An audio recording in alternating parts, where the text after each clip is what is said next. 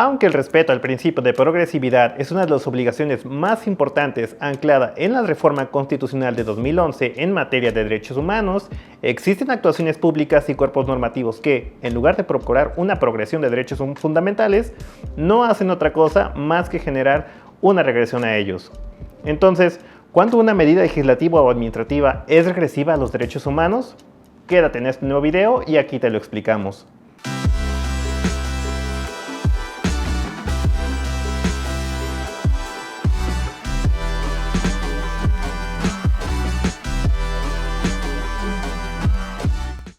Hola, soy Eduardo Velasco López, abogado en MNP Consultores.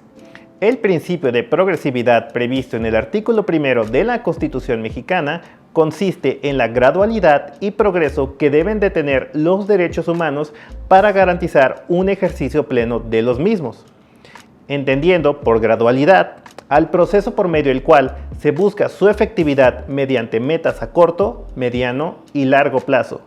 mientras que el progreso se refiere al mejoramiento en el disfrute de estos derechos. Es decir, el principio de progresividad establece que la implementación de los derechos humanos por el Estado debe constar en una evolución siempre benéfica para todas las personas de manera paulatina, junto con el transcurso y avance de la propia sociedad en su realidad actual,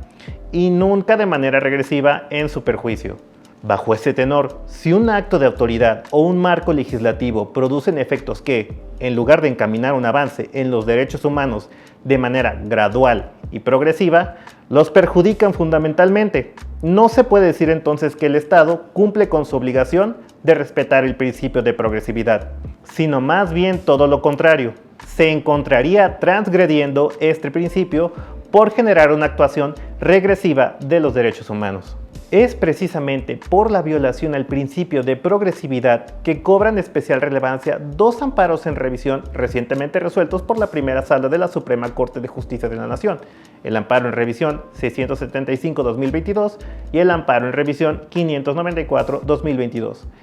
en los que la sala reafirmó que todas las autoridades en sus ámbitos de competencia tienen la insoslayable obligación de velar por el principio de progresividad, pero también estableció en qué casos la afectación a un derecho humano no necesariamente implica una medida regresiva por el Estado. Pero ¿cómo es que una medida regresiva a los derechos humanos puede no suponer por sí una transgresión al principio de progresividad? Vayámonos por partes.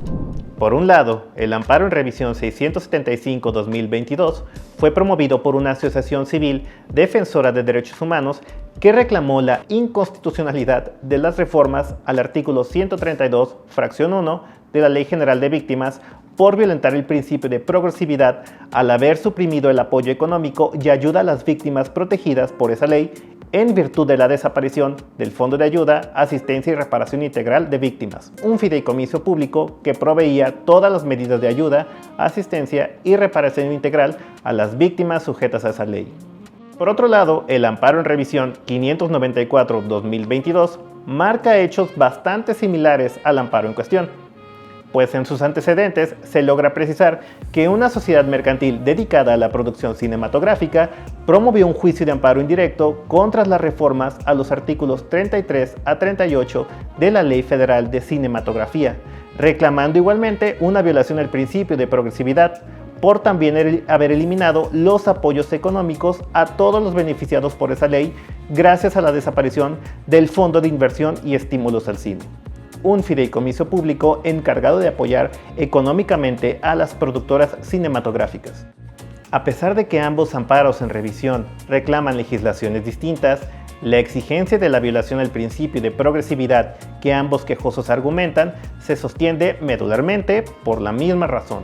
la desaparición de los fideicomisos públicos. Cabe mencionar que el 6 de noviembre de 2020 se publicó un decreto emitido por el Ejecutivo Federal en el cual no solamente se reformaron el artículo 132, fracción 1 de la Ley General de Víctimas y los artículos 33 a 38 de la Ley Federal de Cinematografía, sino que adicionalmente se ordenó la extinción de los fideicomisos públicos,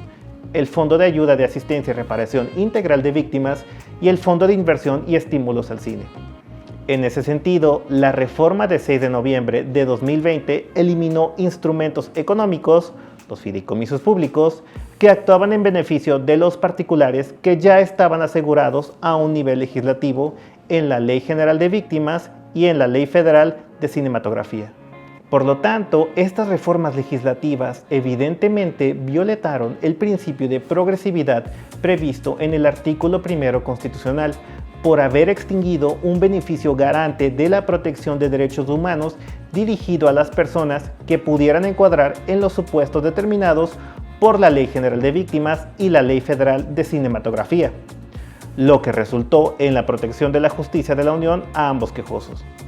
Ahora bien, a pesar de que es sumamente importante que la primera sala hubiese recalcado la importancia del principio de progresividad de los derechos humanos y la obligación constitucional de las autoridades de tener que respetarla, lo verdaderamente trascendente de estos juicios de amparo es que se concluye que no toda medida regresiva de los derechos humanos realizada por el Estado es violatoria al principio de progresividad. ¿Cómo determinar que una norma o un acto de autoridad es regresivo? Con lo que se conoce como un estándar de juicio de regresividad normativa, que consiste en evaluar si el nivel de protección que ofrece un ordenamiento jurídico ante una misma situación de hecho ha empeorado con la medida implementada por el Estado. Bajo tal evaluación, las reformas a la Ley General de Víctima y la Ley Federal de Cinematografía violaron el principio de progresividad, específicamente porque la desaparición de los fideicomisos públicos pone en una situación perjudicial a todos los sujetos objetos de esas leyes, pues antes de la publicación del decreto publicado en 2020, los apoyos y beneficios económicos de las víctimas y las productoras cinematográficas estaban asegurados. Así, para que las medidas regresivas a los derechos humanos actualizadas por el Estado a través de actos de autoridad o aparatos normativos no se consideren violatorios al principio de progresividad, el Estado tendría la obligación de respetar lo siguiente. Número 1. Acreditar la falta de recursos. Número 2. Probar que realizó, aunque sin éxito, todos los esfuerzos necesarios para obtener los recursos faltantes. Y número 3. Demostrar que aplicó el máximo de los recursos disponibles para su garantía o que los recursos de los que disponía se aplicaron para garantizar otro derecho humano con una importancia mayor o de atención prioritaria. Únicamente si el Estado acredita estos requisitos, entonces se puede decir que la medida regresiva está justificada, pero paralelamente significa que el Estado tiene la obligación de probar que ha acreditado dichas exigencias. De otra forma, el principio de progresividad es vulnerado. No sobra mencionar que el decreto de 6 de noviembre de 2020, que extinguió al Fondo de Ayuda de Asistencia y Reparación Integral de las Víctimas y al Fondo de Inversión y Estímulos al Cine, en ninguno de sus pasajes explica y justifica alguna de estas tres medidas. Por supuesto, es evidente que las autoridades legislativas y administrativas tienen un margen de actuación para diseñar políticas públicas, determinar su prioridad relativa y asignar recursos. Sin embargo, dicha libertad se restringe significativamente cuando está en juego la garantía de los derechos humanos, ya que estos derechos siempre tendrían prioridad prima facie frente a cualquier otro objetivo social o colectivo. Consecuentemente, las autoridades deben garantizar, proteger, promover y respetar prioritariamente la plena efectividad de todos los derechos humanos. Y si no lo hacen o adoptan medidas regresivas, tienen el deber de justificar esas acciones y la carga probatoria de demostrarlo.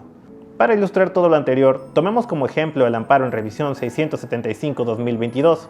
en el que la autoridad responsable explicó que la eliminación del Fondo de Ayuda, Asistencia y Reparación Integral de Víctimas fue por las siguientes razones. Para proveer al Estado de recursos económicos inmediatos en aras de enfrentar la crisis sobre la salud pública y la economía nacional provocada por la pandemia derivada del COVID-19, y que se coadyuvaría a la transparencia en el ejercicio de la administración pública federal, así como erradicar la discrecionalidad en el ejercicio de los recursos del Estado. Pero ambas explicaciones no fueron debidamente justificadas por la autoridad responsable, puesto que la acción extraordinaria de salubridad general emitida por el presidente de la República, cuyo objeto fue prevenir, controlar y mitigar la enfermedad causada por el virus COVID-19, fue declarada formalmente como concluida por el decreto publicado en el Diario Oficial de la Federación el día 9 de mayo de 2023, cuando la reforma a la Ley General de Víctimas por la desaparición del fondo fue el 6 de noviembre de 2020. Además, la autoridad tampoco probó haber realizado todos los esfuerzos necesarios para la obtención de los recursos faltantes, ni haber aplicado el máximo de sus recursos disponibles para lograr esa efectividad. Ni mucho menos demostró que, en efecto, los recursos sacrificados en perjuicio de la garantía presupuestaria para la protección de las víctimas fueron efectivamente destinados a la garantía del derecho humano de la salud pública y, en esa tesitura, combatir la emergencia sanitaria por el virus del COVID-19, y ni siquiera se pronunció en cómo la desaparición del fideicomiso eliminaría la discrecionalidad del Estado en el uso de recursos económicos. Así, en la inteligencia de que cuando el Estado pretende explicar una medida regresiva por cuestiones necesarias e ineludibles, como por ejemplo la falta de recursos, debe probar no solo que realizó todos los esfuerzos posibles para usar el máximo de los capitales disponibles, sino que, además, debe demostrar cómo la ausencia de recursos se justifica porque se destinan a garantizar otro derecho humano de similar importancia y no cualquier objetivo social. Por todo lo anterior es que vale la pena preguntarse, ¿un fideicomiso público no es un fin o un bien jurídicamente tutelado? ¿No constituye una institución sustantiva del sistema jurídico nacional? ¿Su naturaleza solamente es instrumental y auxiliar? ¿Únicamente es un conducto a través del cual se puede lograr un fin? Para nada. Los fideicomisos públicos son herramientas de apoyo económico con los que cuenta el Estado no solamente para cumplir los fines de un proyecto de nación,